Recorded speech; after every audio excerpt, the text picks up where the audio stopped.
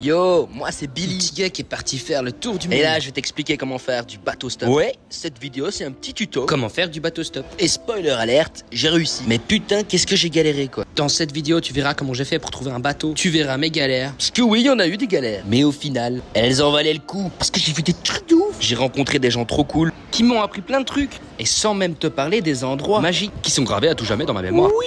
Et j'ai surtout traversé un océan, bordel. Un océan, entièrement, du gauche à droite. Bah oui, c'est quand même quelque chose. Et là, t'es en train de te dire, ah, mais il faut un peu d'expérience pour faire de la voile et traverser un océan. Mais que nenni. Je ne savais même pas faire un seul nœud. Donc si je l'ai fait, tu peux le faire. Tout le monde peut le faire. Et pour la partie transat, Antoun a mis 20 jours des Canaries à Tobago, en passant par le Cap Vert. Oui, voici des images de Tobago. Et de Tobago, on est remonté jusqu'en Martinique en passant par des spots de rêve. Oui, monsieur. De rêve, de rêve.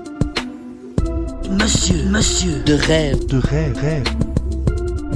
de rêve, rêve, spot de rêve. Oui, monsieur. Oui, monsieur.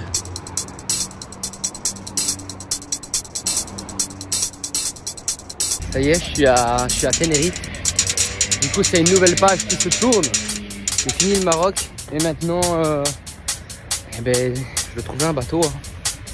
Je vais trouver un voilier. Oh, ça va être difficile, je crois, mais peut-être là, l'étoile est là au-dessus de mon crâne et peut-être que je vais y arriver, peut-être pas, peut-être. Commençons par le commencement. Si tu me suis, tu sais comment je voyage. En mode pouce méga, je fais du stop et je vis dans ma tente. Et ça m'a fait économiser pas mal de thunes. Ce qui nous amène au premier conseil. Parce que oui, je t'ai fait une liste. Et si tu suis et que tu appliques tous les conseils de tonton Billy, tu vas y arriver. Bah oui, et à moindre frais. Bah oui, ma transatlantique m'a coûté 500 € pour 2 mois de navigation. En tout, 3 continents et 5 pays. Donc franchement, j'ai pas besoin de te donner plus d'arguments que ça. Tu dois écouter tonton Billy. Allons-y, conseil numéro 1, l'endroit. Super journée productive pour Lucas. Je t'explique. Le truc, c'est que je suis arrivé à Tenerife. Et à Tenerife, il y a un énorme port où il y a plein de petits voiliers. Et qu'est-ce qu'il cherche, Lucas, à Tenerife maintenant?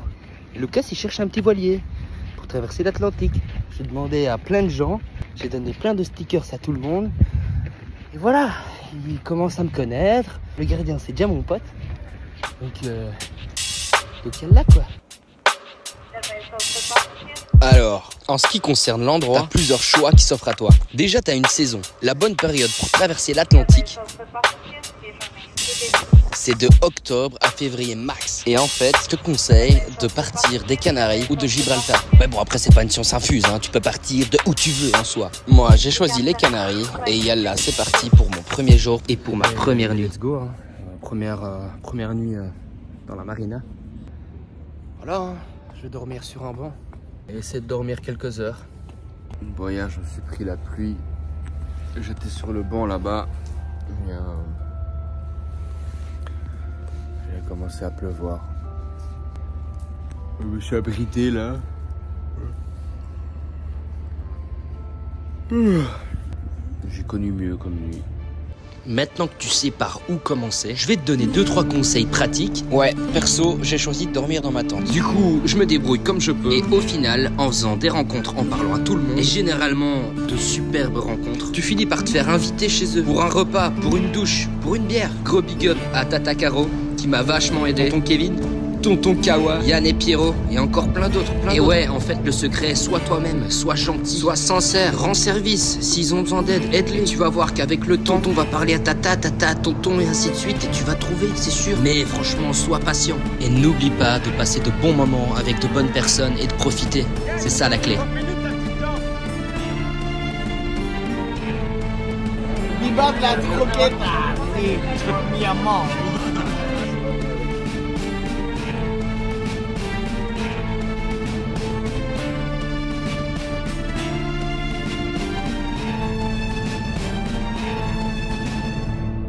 J'ai pu prendre une douche. Bah ouais, comme je me fais pote avec tout le monde, je me sens tout frais. Je suis un homme neuf. Je sens bon. Je sens super bon. Ouais, et du coup, ça fait 4 jours que je suis là à zoner dans la marina, dans Santa Cruz. Et en fait, c'est pas simple. C'est pas simple parce que il pleut.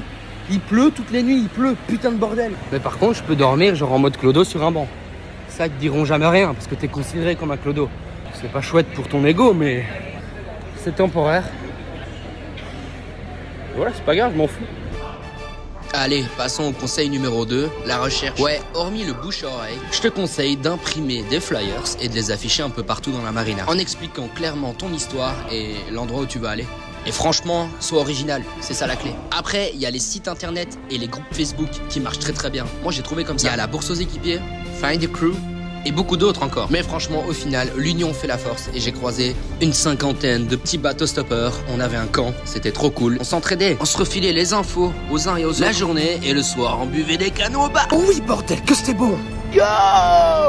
Ça fait 7 jours que je suis là, mais je garde le sourire. J'ai eu un petit coup de mou, mais je viens de passer 2 soirées trop cool avec Caro et Émilie.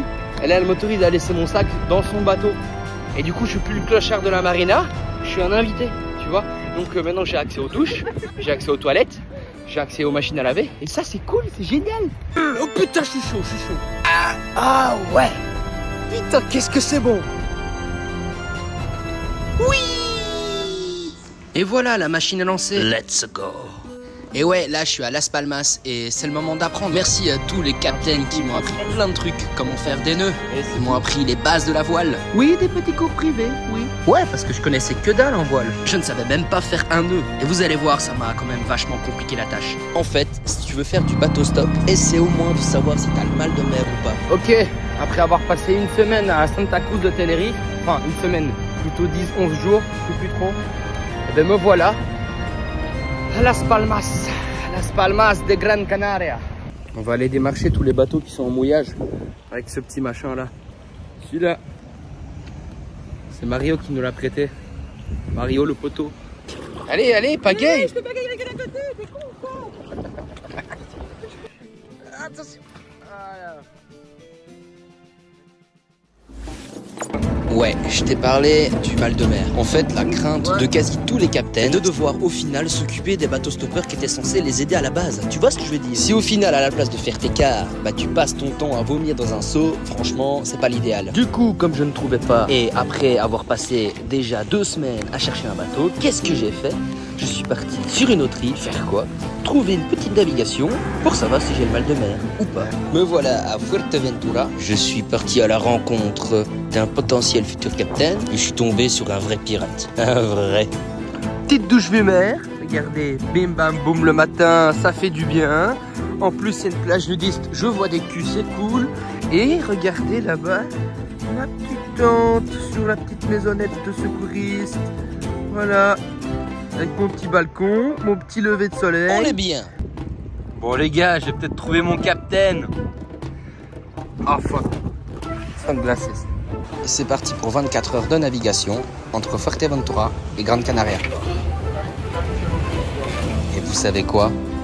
Je n'ai pas le mal de mer. Et je n'ai jamais eu le mal de mer. Et ça, c'est beau. Oui monsieur, c'est beau.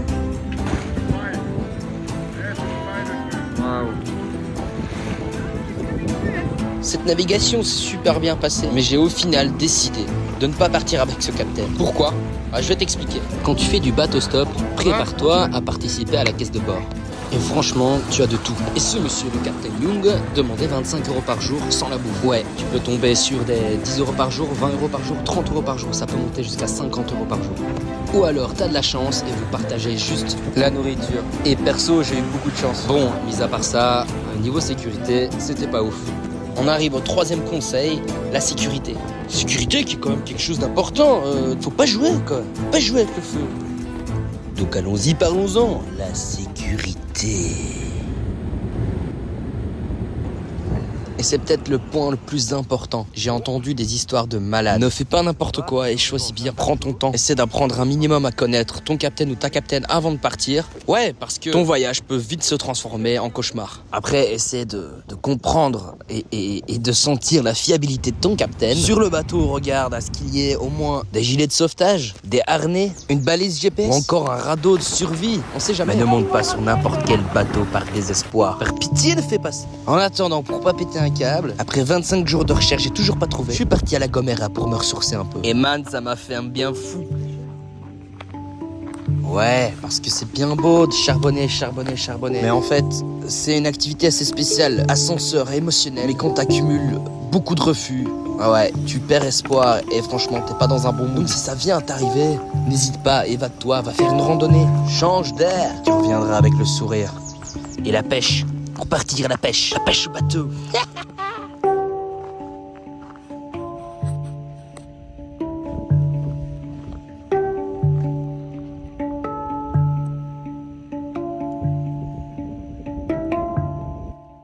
Bon voilà, tu sais tout niveau sécurité. En attendant, moi je suis rendu à la Gomera où j'ai retrouvé les deux poteaux, Tonton Nico et Tata Caro. Ils m'ont proposé de partir avec eux pour une journée de navigation. J'ai directement dit oui quoi, tu vois, ça me permet d'avoir une deuxième expérience sur un voilier. Et là en plus on a fait du près, donc c'est une autre allure que je n'avais pas encore expérimenté. Je peux te dire que faire du près c'est complètement différent que faire du travers ou du portant. Ouais, pardon les novices, allez voir sur Wikipédia, comme ça vous saurez de quoi on parle. Mais sache que ça ballottait dans tous les sens. Ouais, là il y a un problème de joint. Et du coup, ma cabine est toute mouillée. Tu vois, c'est le bordel là. Tout a valsé. Ah, c'est ça la vie de marin. Et vous savez quoi? Le temps que je fasse cette petite navigation, une de mes vidéos que j'avais postée sur Facebook a très bien marché. J'ai pu rencontrer mes futurs captains, Thomas et Marie. Le feeling est super bien passé. Du coup, je vais partir avec eux, direction le Cap-Vert et les Caraïbes.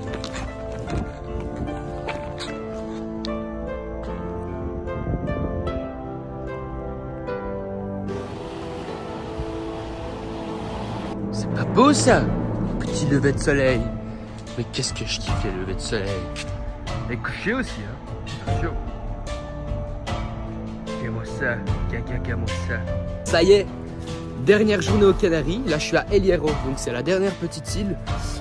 La plus proche du coup du Cap-Vert. Je suis excité, mais en même temps, j'ai peur. En même temps, je me chie dessus. Mais ça va le faire. Là, on fait les dernières préparations. On va remplir les réserves d'eau. On va faire un peu de course. Et puis bah, demain matin, 9-10 heures, on prend le large. Et ça, c'est beau. Regardez mon petit bateau. Regardez. Là, beau bateau. On va traverser l'Atlantique avec ce bateau.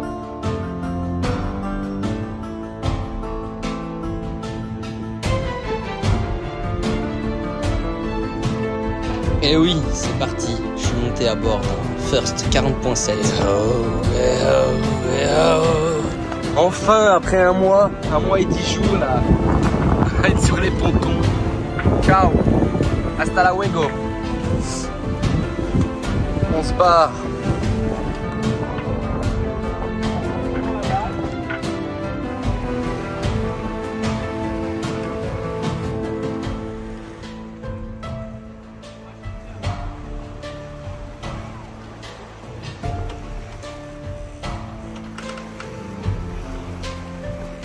Ben voilà les gars, j'ai fait de mon mieux, je vous ai donné tous les conseils que j'aurais grave aimé avoir avant de partir. La vidéo dédiée au bateau stop est terminée. Rendez-vous dans quelques semaines pour la vidéo de ma transat.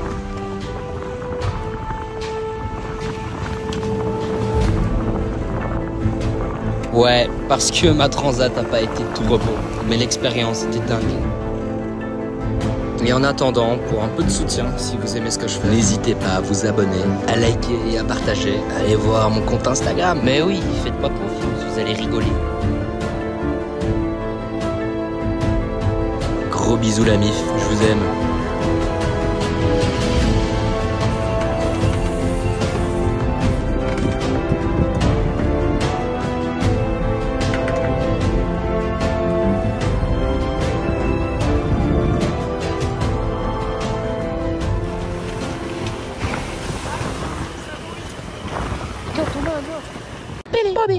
Bobby.